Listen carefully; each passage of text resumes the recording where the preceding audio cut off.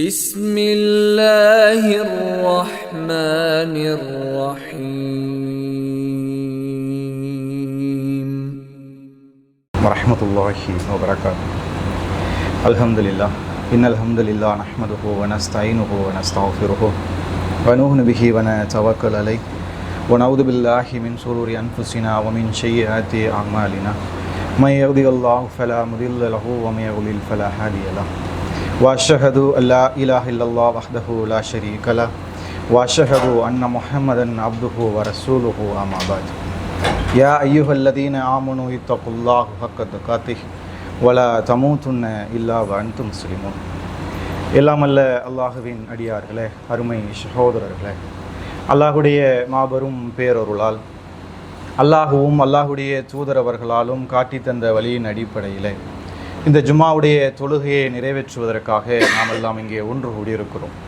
எப்படி அல்லாஹு ரப்புல் ஆலமீன் இந்த தருணத்தில் நம் அனைவரையும் இங்கு ஒன்று கூட்டினானோ, அதேபோல் இன்ஷா அல்லாஹ் நாளை மறுமையில் நம் பாவங்களை மன்னித்து வல்ல ரஹ்மான் உங்களையும் என்னையும் சொர்க்கத்திலே ஒன்று கூட செய்வானாக என்ற பிரார்த்தனையோடு எனது உரையினை ஆரம்பம் செய்கின்றேன். திருமறை குர்ஆன் 53வது அத்தியாயம் 32வது வசனத்தில் அல்லாஹ் சொல்லுகிறான், இறை அச்சவாதிகள் எப்படிப்பட்டவர்கள் என்றால், அவர்கள் சிறு பிழைகளை தவிர பெரும் பாவங்களிலிருந்து தவிர்ந்து வாழ்வார்கள். சொல்லிவிட்டு அல்லாஹ் சொல்லுகிறான், அல்லாஹு ரப்புல் ஆலமீன் மன்னிப்பதில் பெருந்தகையாளன். சொல்லிவிட்டு மூன்றாவது ஒரு செய்தியை அல்லாஹு ரப்புல் ஆலமீன் சொல்லுகிறான் அந்த வசனத்திலேயே, உங்களை நாம் மண்ணிலிருந்து படைத்த போதும் உங்களுடைய தாய் வயிற்றில் நீங்கள் சிசுக்களாக இருந்தபோதும் உங்களை குறித்து நாம் நன்கறிவோம். எனவே உங்களை நீங்களே தூய்மையானவர்களாக எண்ணி விடாதீர்கள். யார் இறை அச்சவாதிகள் என்பதை உங்கள் இறைவன் நன்கறிவான் என்று சொல்லி அல்லாஹ் ரப்புல் ஆலமீன் இந்த வசனத்தில் பேசுவதை பார்க்கிறோம். அல்லாஹ் முதல்ல சொல்றான், இறை அச்சவாதிகள் சிறு பிழைகளை தவிர பெரும்பாவங்களிலிருந்து தங்களை தவிர்ந்து வாழ்வார்கள் இந்த உலகத்தில். ரெண்டாவது அல்லாஹ் சொல்றான், அல்லாஹ் ரப்புல் ஆலமீன் பாவங்களை மன்னிப்பதில் பெருந்தகையாளன். மூன்றாவது ஒரு செய்தியை சொல்றான், உங்களை நீங்களே தூய்மையா எண்ணிராதீங்க. உங்களை குறித்து அனைத்து செய்தியும் எனக்கு தெரியும். அல்லாஹ் தான் நம்மளை படைச்சான். இப்ப படைத்த இறைவனுக்கு நம்மை நாம் அறிந்திருப்பதை விட அல்லாஹ் ரப்புல் ஆலமீன் நம்மை குறித்து அதிகமாக தெளிவாக அறிந்து வைத்திருக்கிறான். இந்த உலகத்தில் எவ்வளவோ பொருட்களை பயன்படுத்துறோம்ல. இப்போ இந்த உதாரணத்துக்கு இந்த தொலைபேசி எடுத்துக்கிறீங்களேன். இந்த தொலைபேசி குறித்து எனக்கு என்ன அறிவு இருக்கும்? இதில் எனக்கு என்ன தேவையோ அதை நான் தெரிஞ்சு வச்சிருக்கிறேன். இதை எப்படி எனக்கு பயன்படுத்துகிற மாதிரி என்ன யூஸ் ஆகுமோ அதைத்தான் நான் கற்று வச்சிருக்கிறேன். ஆனால் இதோடைய ஒட்டுமொத்த ப்ராசஸ் என்னன்னு எனக்கு தெரியுமா? இதை எதை கொண்டு தயாரிச்சிருக்காங்க எனக்கு அந்த அறிவு நமக்கு இருக்குமா? இருக்காது. யாருக்கு இருக்கும்னா, இதை யார் கண்டுபிடித்தார்களோ அவர்களுக்கு இருக்கும். யார் இதை உருவாக்கினார்களோ அவர்களுக்கு இருக்கும். அதுபோன்றுதான் நம்மை படைத்த இறைவனுக்குத்தான் நம்மை குறித்து மிக தெளிவாக தெரியும்.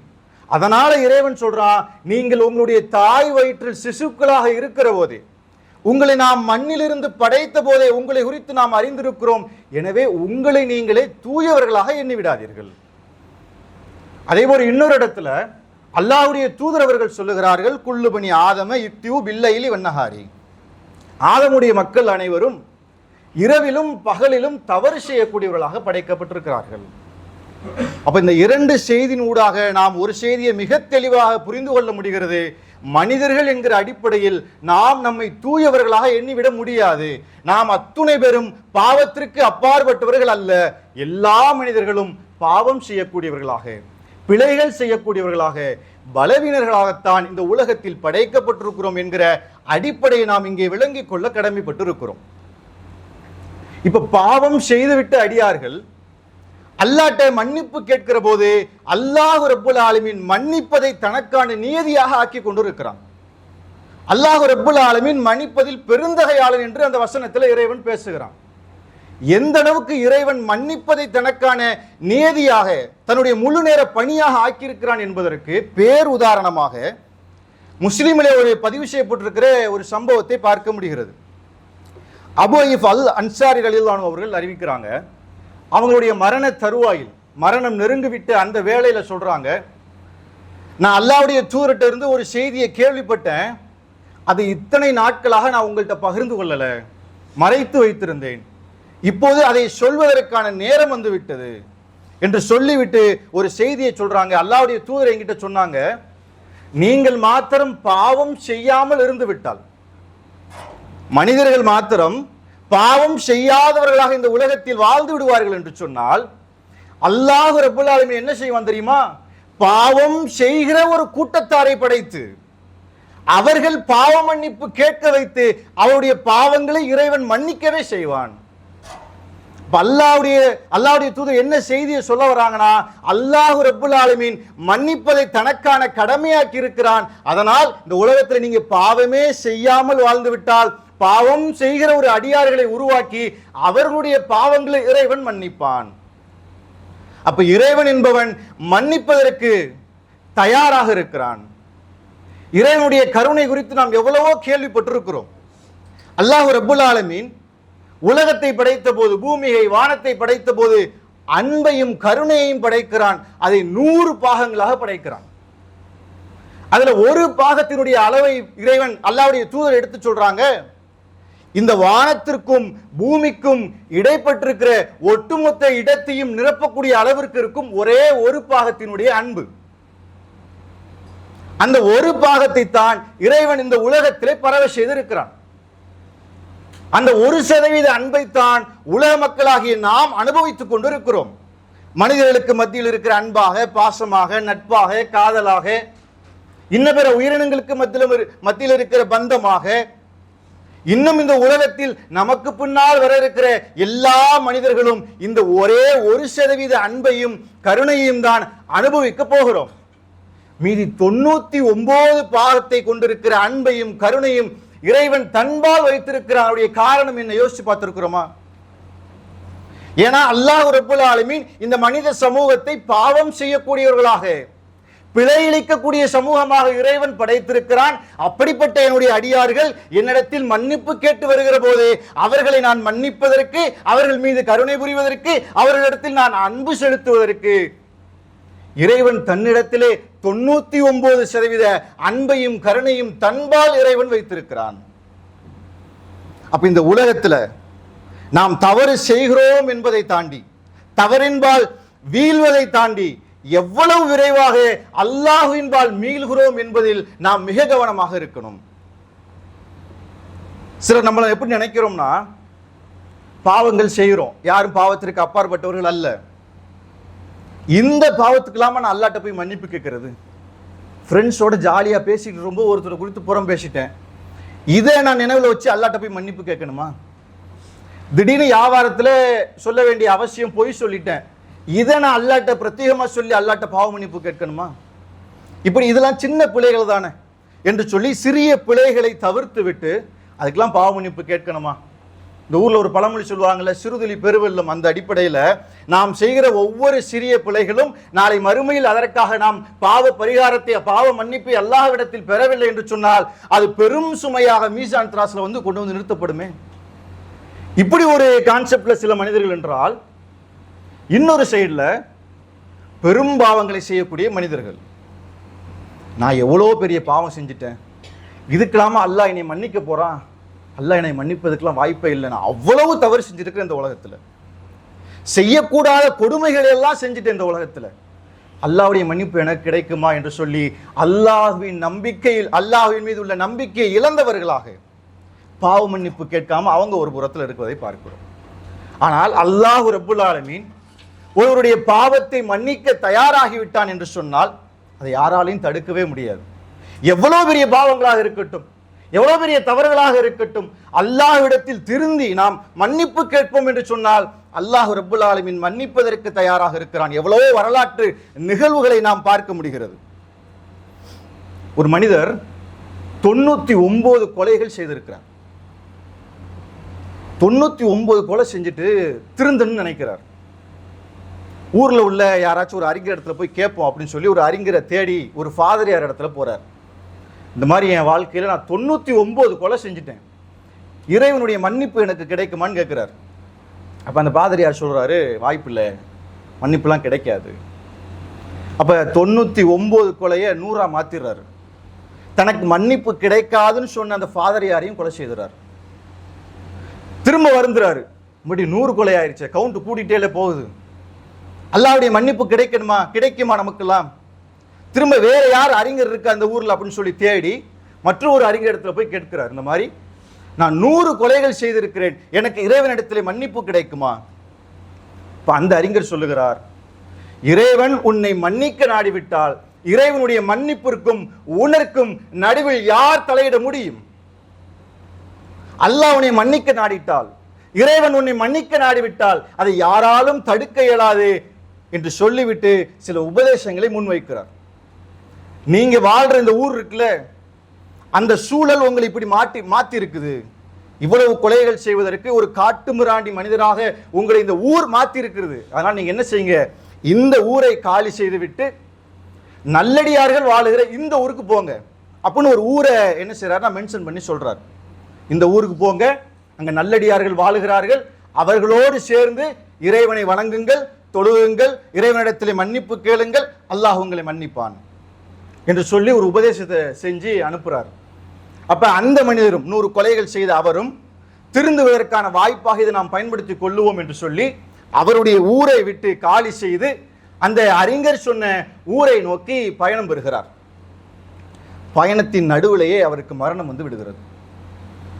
அவருடைய நிலை என்ன ஆனது? அங்கே கருணை புரிகிற வானவர் வருகிறார், தண்டனையை கொடுக்க இருக்கிற அந்த வானவரும் வருகிறார். 2 பேருக்கும் வாக்குவாதம் நடைபெறுகிறது, யார் இந்த மனிதருடைய ரூஹுவை கைப்பற்றுவது. தண்டனை பெற கொடுக்கக்கூடிய அந்த வானவர் சொல்றாரு, இவருடைய வாழ்க்கையில ஒரு நன்மையை நான் பார்க்கல, 10க்கு 100 கொலைகளை செய்திருக்கிறார், அதனால இவர் நான் கைப்பற்றுகிறேன். கருணை புரிகிற வானவர் சொல்லுகிறார், இல்ல, 100 கொலைகள் செய்ததற்கு பின்னால் இவர் திருந்துவதற்கு முன் வந்து தன்னுடைய ஊரை விட்டு காலி செய்து நல்லடியார்கள் வாழுகிற அந்த ஊரை நோக்கி எப்போது இவர் பயணம் பெற்று விட்டாரோ இவர் மன்னிப்பை நோக்கி விரைந்து விட்டார், அதனால் இவருடைய ரூஹை நான் கைப்பற்றுகிறேன். 2 பேருக்கும் வாக்குவாதம், 2 வானவர்களுக்கும். அங்கே 3வது ஒரு வானவர் மனித வடிவில் வருகிறார். அப்ப இந்த 2 வானவர்களும் அவர்களை தலைவர்களாக்கி ஒரு தீர்ப்பு கேட்கிறாங்க, நீங்க தீர்ப்பு சொல்லுங்கன்னு. அப்ப அந்த வானவர் சொல்லுகிறார், இந்த மனிதர் இறந்திருக்கிற இந்த இடத்திலிருந்து அவருடைய சொந்த ஊர் இருக்குல்ல, அதற்கும் இடைப்பட்ட டிஸ்டன்ஸை நீங்க கால்குலேட் பண்ணுங்க. அதே மாதிரி இந்த மனிதர் இறந்திருக்கிற இந்த இடத்திலிருந்து இந்த நல்லடியார்கள் வாழுகிற ஊர் இருக்குல்ல, அதற்கும் உள்ள டிஸ்டன்ஸை நீங்க கால்குலேட் பண்ணுங்க. 2ல எது கம்மியா இருக்கிறோ அதை வச்சு நம்ம தீர்ப்பு எடுத்துக்கிறோம் என்று சொல்லி அளந்து பார்க்கிறாங்க. இவர் அந்த நல்லடியார்கள் வாழுகிற அந்த ஊரை நோக்கி சென்றார்ல, அதற்கும் இவருக்குமான இடைவெளி ரொம்ப கம்மியா இருக்கிறது. அந்த அடிப்படையில் கருணை புரிகிற வானவர் அவருடைய ரூஹுவை கைப்பற்றுகிறார். அல்லாஹ் ரப்புல் ஆலமீன் அந்த மனிதரை மன்னிக்கிறார். அப்ப பாருங்க, இஸ்லாத்தின் பெரும் பாவங்களில் பட்டியலில் இடம் பிடித்திருக்கிற ஒரு பாவ செயல் கொலை. அந்த கொலையில் 1 அல்ல 2 அல்ல 100 கொலைகள் செய்திருக்கிற ஒரு மனிதர் தனக்கு திருந்துவதற்கு வாய்ப்பு கிடைக்குமா என்று தேடுகிறார். வாய்ப்பு இருக்கிறது என்பதை தெரிந்த உடனேயே அதற்கான முயற்சிகளை முன்னெடுக்கிறார், அதற்கான பயணத்தை துவக்குகிறார். அல்லாஹ் ரப்புல் ஆலமீன் அவருடைய பாவங்களை மன்னித்ததற்கான காரணத்தை நம்மால் புரிந்து கொள்ள முடிகிறது. வானவர், கருணை புரிகிற வானவர் அவருடைய ரூஹுவை கைப்பற்றுகிற போது, அப்ப அல்லாஹ் ரப்புல் ஆலமீன் மனிதனுடைய பாவத்தை மன்னிப்பதற்கு தயாராக இருக்கிறான். அவனிடத்தில் மன்னிப்பு கேட்பதற்கு நாம் தயாராக இருக்கிறோமா? அதைத்தான் இறைவன் சோதிக்கிறான். இன்னும் எவ்வளவு வரலாறுகளை பார்க்கிறோம். ஒரு நபித்தோழர், ஒரு சஹாபி, பேரித்தம்பழங்களை வியாபாரம் செய்யக்கூடிய நபராக இருக்கிறார். அந்த சஹாபி இடத்துல ஒரு பெண்மணி பேரித்தம்பழத்தை வாங்குவதற்காக வராங்க. இப்போ அந்த சஹாபி சொல்றாரு, இதை விட நல்ல ஃப்ரெஷ்ஷான டேட்ஸ் பேரிச்சம்பழம் என் வீட்டில் இருக்கிற வாங்க அப்படின்னு சொல்லி கூப்பிட்டு போறாரு. போன இடத்துல அந்த பெண்ணின் மீது இவருக்கு ஒரு ஈர்ப்பு வந்து விடுகிறது. அந்நிய பெண், தெரிந்தும் கூட அந்த பெண்ணை முத்தம் விட்டு விடுகிறார். அந்த சஹாபி ஷைத்தானுடைய வலையில விழுந்துறாரு. இது நினைச்சு ரொம்ப வருந்துறாரு, ஒரு அந்நிய பெண் இடத்துல இப்படி நடந்துக்கிட்டோமே, முத்தம் கொடுத்துட்டோமே, அவரால் அதற்கப்புறம் ஜீர்ணிக்க முடியல, இவ்வளவு பெரிய தவறு செஞ்சிட்டோமே, இதுக்கு என்ன தண்டனை கிடைக்கும் தெரியலையே. நேரா அபூபக்கர் ரலியல்லாஹு அன்ஹு போறார். இந்த மாதிரி என்னிடத்துல ஒரு பெண் வியாபாரத்திற்காக வந்தாங்க, அந்த பெண் இடத்துல நான் இப்படி தவறா நடந்துக்கிட்டேன், இப்போ நான் என்ன செய்யட்டும்? அபூபக்கர் ரலியல்லாஹு அன்ஹு சொல்றாங்க, இதை வேற யார் இடத்துலையும் நீங்க வெளியே சொல்லாதீங்க, நீங்க போய் அல்லாஹ்ட்ட பாவ மன்னிப்பு கேளுங்க அப்படின்னு சொல்லி அனுப்பிடுறாங்க. போறாரு, மனசு அவர் கேட்கல. திரும்ப உமர் ரலியல்லாஹு அன்ஹு போறாரு. உமர் ரலியல்லாஹு போய் சொல்றாரு, இந்த மாதிரி நான் ஒரு சம்பவத்தில் ஈடுபட்டுட்டேன், ஒரு தவறு செஞ்சுட்டேன், இப்போ நான் என்ன செய்யட்டும்? உமர் ரலியல்லாஹு அன்ஹு சொல்றாங்க, வெளியே யார்ட்டையும் இதை சொல்ல வேண்டாம், நீங்க அல்லாஹ்ட்ட மன்னிப்பு கேளுங்க. அப்பவும் அவருக்கு மனசு கேட்கல. நேரா அல்லாஹ்வுடைய தூதர்கிட்டே போறாரு.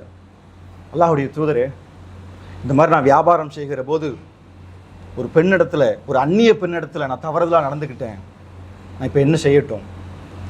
ரசூல் அவர் கேள்வி கேட்குறாங்க. அல்லாஹ்வுடைய பாதையில் போர் புரிய சென்று இருக்கிற ஒருவருடைய மனைவி இடத்துலையா நீங்கள் இப்படி நடந்துக்கிட்டீங்க? அந்த பெண்ணினுடைய கணவர் அல்லாஹ்வுடைய பாதையில் போர் புரிவதற்காக சென்றிருக்கிறாரு. அப்படிப்பட்ட அந்த மனிதனுடைய மனைவி இடத்துலையா நீங்கள் இப்படி நடந்துக்கிட்டீங்க அப்படின்னு ஒரு கேள்வியை முன் வச்சதோட அந்த சஹாபி அப்படி நிலை கொண்டு நிற்கிறார். மனசில் நினைக்கிறார், நம்ம நரகவாதி ஆகிட்டோமே, இப்போது நான் இஸ்லாத்தை ஏற்றிருக்க கூடாதா அப்படின்னு நினைக்கிறார் மனசுல.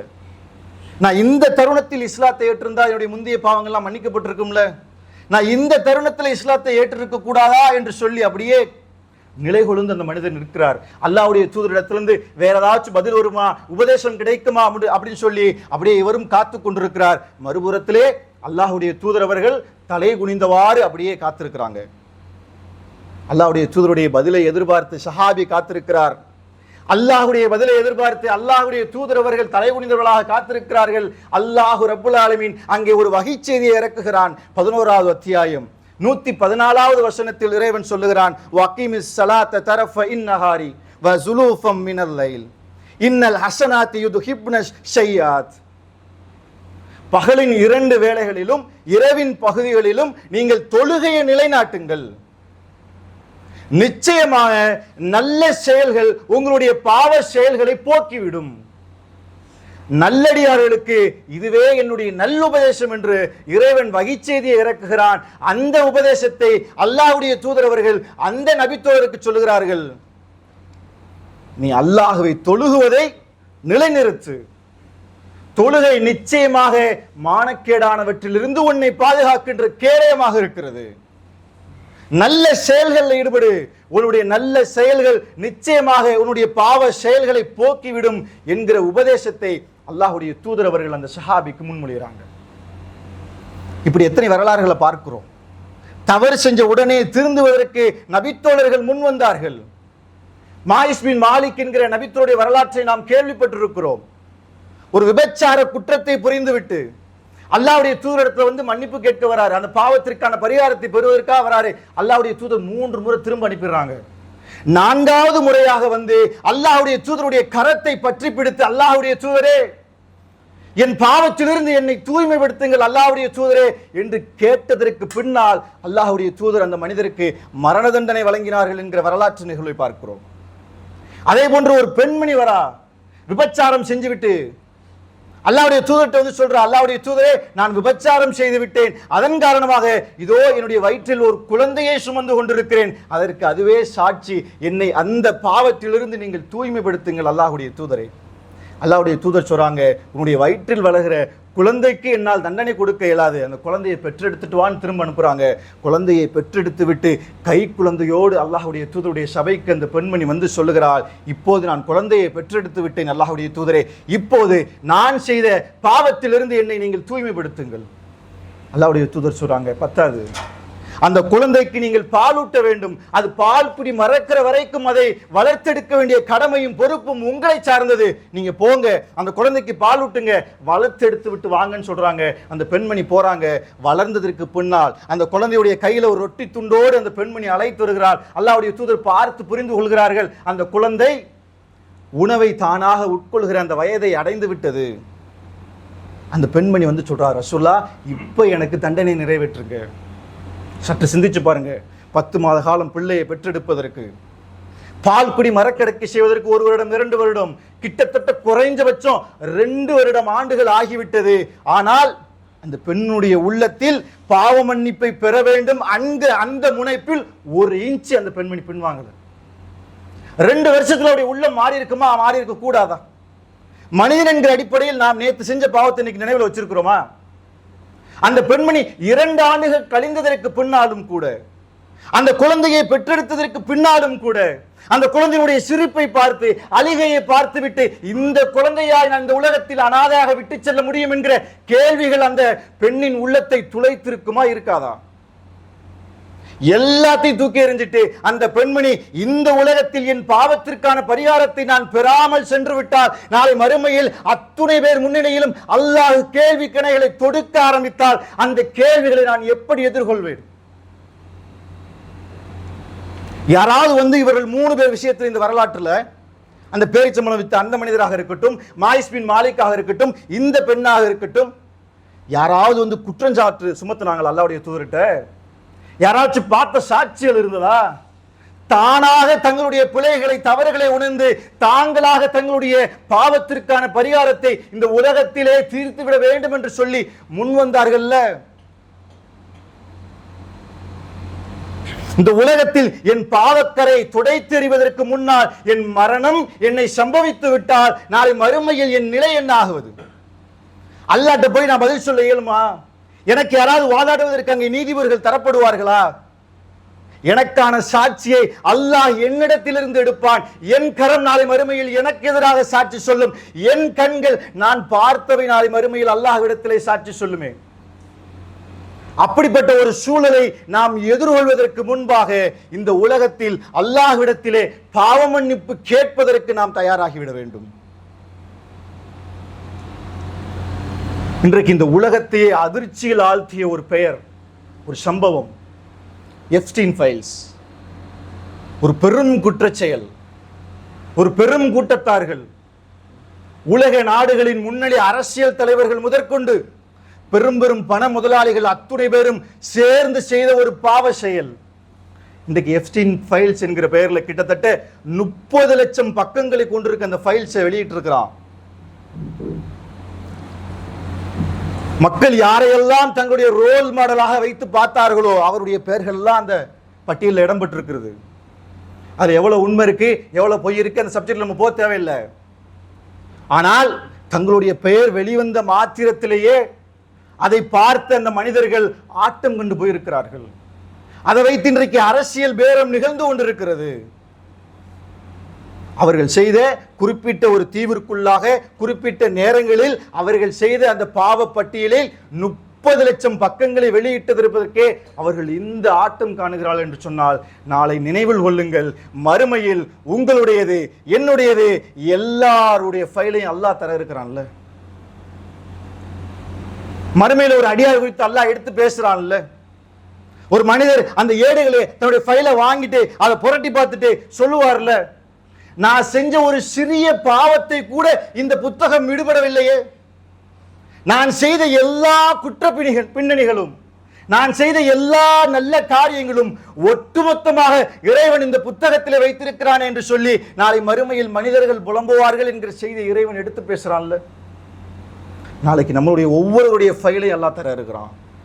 அதை திருத்துவதற்கு மார்க்கர் நம்ம கையில் இருக்குது, ஒயிட்னர் நம்ம கையில் இருக்குது, எரேசர் நம்ம கையில் இருக்குது. இன்றைக்கு அல்லாஹ்விடத்தில் பாவ மன்னிப்பு கேட்டால் அல்லாஹ் நிச்சயம் மன்னிக்கக்கூடியவனாக இருக்கிறான். நம்முடைய தவறுகளை உணர்வதற்கு நாம் கடமைப்பட்டிருக்கிறோம். அல்லாஹ்விடத்திலே கையேந்துவோம், அல்லாஹ்விடத்திலே கண்ணீர் சிந்துவோம், அவனிடத்தை சரணாகதி அடைவோம். அல்லாஹ் ரப்புல் ஆலமீன் மன்னிப்பதற்கு போதுமானவனாக இருக்கிறான். இந்த உலகத்தில் ஷைத்தானுக்கு எதிராக போராடுவோம். நம்முடைய பாவத்திற்கு எதிரான போராட்டத்தை இன்றிலிருந்து துவக்குவோம். அல்லாஹ்வை தொழக்கூடிய தொழுகையை நம்முடைய வாழ்க்கையில் மரணம் வரைக்கும் நிலைநாட்டுவதற்கு, தொழுகையை நிலைநாட்டுவதற்கு நம்முடைய வாழ்க்கையில் போராட்டங்களை தொடருவோம். அல்லாஹ் ரப்புல் ஆலமீன் உங்களையும் என்னையும் மன்னிக்க போதுமானவன் என்று கூறியவனாக என்னுடைய முதல் உரையை நிறைவு செய்து கொள்கிறேன். அல்ஹம்துலில்லாஹி ரப்பில் ஆலமீன்.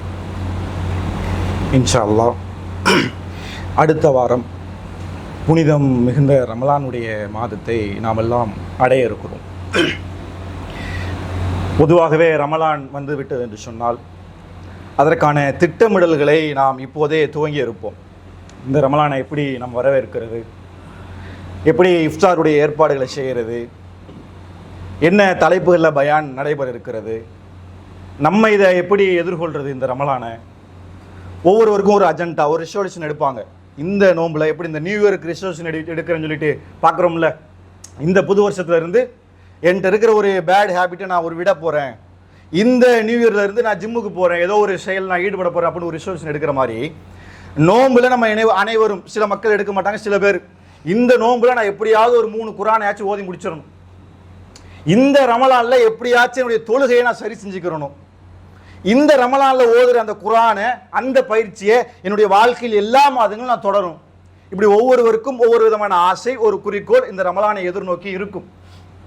சில மக்களுக்கு எந்த எதிர்பார்ப்புகளும் இல்லாதவர்களாகவும் ரமலானை எதிர்நோக்கி இருப்பார்கள். இந்த ரமலானை நம்ம அத்துணை பேரும் சேர்ந்து ஒரு ரிசல்யூஷன் எடுக்கணும்னு சொன்னா அல்லாஹ்வுடைய தூதர் சொல்றாங்க, யார் ரமலானில் நன்மையை எதிர்பார்த்து ரமலான் மாதம் முழுவதும் நோன்பு நோக்கிறாரோ அவருடைய முன்னால் செய்த பாவங்கள் மன்னிக்கப்படும் என்று அல்லாஹ்வுடைய தூதர் சொல்றாங்க. அப்ப நம்முடைய பாவ சுமைகளை இறக்கி வைப்பதற்கான மாதம் நம்ம எதிர்நோக்கி இருக்கிறது. அதை நாம் பயன்படுத்தி கொண்டு நம்முடைய பாவங்களை எல்லாம் இந்த ரமலானோடு எல்லாத்தையும் எடுங்க, பட்டியலிடுங்க. என் வாழ்க்கையில் எனக்கு விவரம் தெரிஞ்சதுலேருந்து நான் செஞ்ச பாவம் என்ன எழுதுங்க உட்கார்ந்து. சிறிய பாவங்கள்லாம் ஒரு தலைப்புக்குள்ள கொண்டு வாங்க. பொய் பேசியிருக்கிறேன், புறம் பேசியிருக்கிறேன், அவதூறு சொல்லியிருக்கிறேன், என் அண்டை வீட்டாரத்தில் இப்படி பேசியிருக்கிறேன், என் மனைவி இடத்துல நான் இப்படி நடந்திருக்கிறேன், என் உறவினருக்கு நான் இப்படியான பாவத்தில் நான் செஞ்சுட்டேன், என் பிஸ்னஸில் நான் இப்படி ஒரு மோசடி செஞ்சுட்டேன், தனிமையில் இருக்கும்போது தவறான காரியங்களில் ஈடுபட்டுட்டேன், யாரும் பார்க்கலன்னு நினச்சி செஞ்சுட்டேன், எல்லாத்தையும் லிஸ்ட் எடுங்க. 30 நாட்கள் ரமலானுடைய நாட்களில் ஒவ்வொரு நாளும் ஒவ்வொரு தலைப்பையும் அல்லாஹ்விடத்திலே முன்வைத்து கையேந்துங்கள்.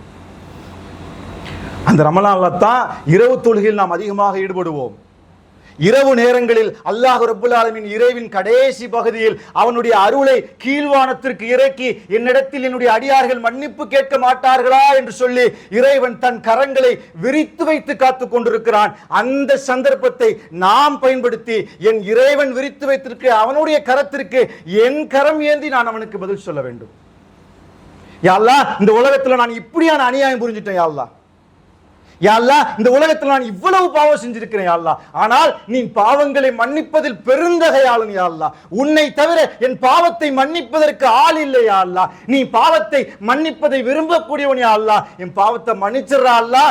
இந்த ரமலானோடு என்னுடைய ஒட்டுமொத்த பாவ சுமையும் நான் உன்னிடத்தில் இறக்கி வச்சிடறேன். யா அல்லாஹ், இந்த உலகத்தில் யாரை பார்த்தால் யாருக்கு தெரியாமல் நான் பாவம் செஞ்சனோ நாளை மறுமையில் அவர்களுக்கு முன்னால் நீ வெளிப்படுத்துவா.